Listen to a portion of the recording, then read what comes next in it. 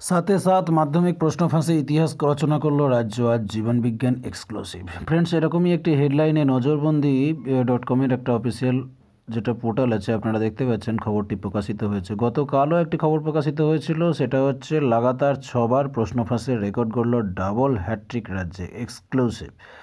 Friends, কি হচ্ছে পশ্চিমবঙ্গে, কি বলছে চলুন আমরা একবার খবরটা দেখে নিই, তারপর পরবর্তী আলোচনা থাকছে। বলছে লাগাতার 7বার আজও মাধ্যমিকের জীবনবিজ্ঞান বিষয়ে পরীক্ষা গ্রহণ শুরুর কিছুক্ষণের মধ্যেই প্রশ্নপত্র ঘুরতে শুরু করেছে হোয়াটসঅ্যাপে বলে অভিযোগ।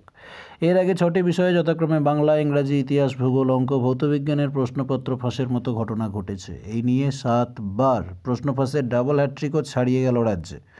নজরবন্দির দপ্তরেও এসে পৌঁছেছে সেই লিক হওয়া প্রশ্নপত্র। এই সরকারের আমলে বহুবার প্রশ্ন ফাঁস হওয়ার অভিযোগ উঠেছে, কিন্তু লাগাতার 7বার মাধ্যমিক স্ট্যান্ডার্ডের মতো পরীক্ষায় প্রশ্ন ফাঁসের ঘটনা পশ্চিমবঙ্গে কেন, ভারতবর্ষের ইতিহাসেই ঘটেনি কোনো দিন। রাজ্য এই ঘটনায় সিআইটি তদন্তের নির্দেশ দিয়েছে। ডিএসপি পদমর্যাদার অফিসারের নেতৃত্বে গঠন হয়েছে সিট। প্রশ্ন ফাঁস কাণ্ডে সন্দেহভাজন 5 জনকে বর্ধমানের মেমারি থেকে গ্রেপ্তার করা হয়েছে। কিন্তু সিআইডি দপ্তরের মাঝেই আবারও প্রশ্ন ফাঁসের ঘটনা চূড়ান্ত লজ্জার। এই ঘটনায় রাজ্য সরকারের ব্যর্থতাকে দায়ী করেছেন বিরোধীরা। সিপিআইএম নেতা তথা বিধানসভার বাম পরিষদীয় দলনেতা সুজন চক্রবর্তী প্রতিক্রিয়া জানাতে গিয়ে বলেছেন, অপদার্থ, ওয়ার্থলেস একটা দায়িত্বজ্ঞানহীন সরকার চলছে। এখন মুখ্যমন্ত্রীর অনুপ্রেরণায় স্কুল কমিটিগুলো একমুখী মনোভাবে চলছে। সবটাই তো শাসক দল, তার বাইরে কিচ্ছু না। কিন্তু সিআইডি তদন্ত ঠিকমতো হচ্ছে তো, এই প্রশ্ন উঠতে শুরু করেছে রাজ্যে। কারণ কিছুদিন আগে সারদা তদন্ত যে সিট ঠিক মতো কাজ করতে পারেনি, তা নিজে মুখে স্বীকার করেছিলেন তৎকালীন সিট এর প্রধান রাজীব কুমার। আর এই পরপর 7বার প্রশ্নপত্র লিক হওয়ার ঘটনাতে চোখে আঙুল দিয়ে দেখিয়ে দিচ্ছে আমাদের শিক্ষা ব্যবস্থা ও প্রশাসনিক ব্যবস্থার হাল। ফলে যে তদন্ত চলছে তাতে কি তাড়াতাড়ি এই অপরাধীরা ধরা পড়ে উপযুক্ত শাস্তি পাবে, না আবার সামনে বার পরীক্ষা চলে আসবে তখনও এই তদন্ত শেষ হবে না, এই প্রশ্ন কিন্তু ঘেরাফেরা করছে সব মহলে। আবার বিরোধীদের দাবি, এই ঘটনার নৈতিক দায় স্বীকার করে অবিলম্বে পদত্যাগ করা উচিত শিক্ষামন্ত্রীর। নজরবন্দির আবেদন অবলম্বে অপরাধীদের চিহ্নিত করুক প্রশাসন এবং বিবৃতি দিন শিক্ষামন্ত্রী।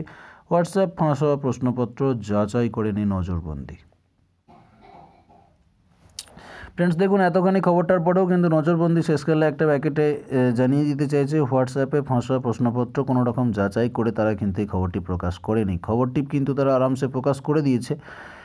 এবং এই যে বিষয়টি, এটা যদি সত্যি হয়, এটা একটা লজ্জাকর, অত্যন্ত লজ্জাকর বিষয় পশ্চিমবঙ্গ সরকারের তথা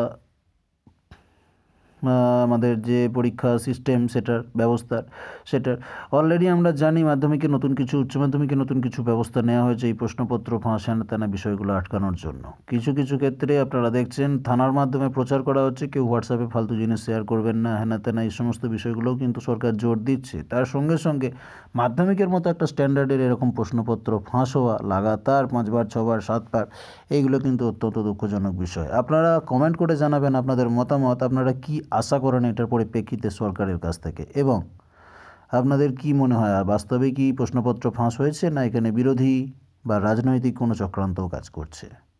আপনাদের মতামত জানিয়ে দেবেন এবং আপনারা ভিডিওটিকে যত পারবেন শেয়ার করবেন, যেন সেই ভিডিওটি পৌঁছে যায় ওপর মহলের মানুষদের কাছ পর্যন্ত, তারা যেন এগুলোর সঠিক ব্যবস্থা নেয়, যাতে পরের বছর অন্তত এরকম কাণ্ড আর না ঘটে।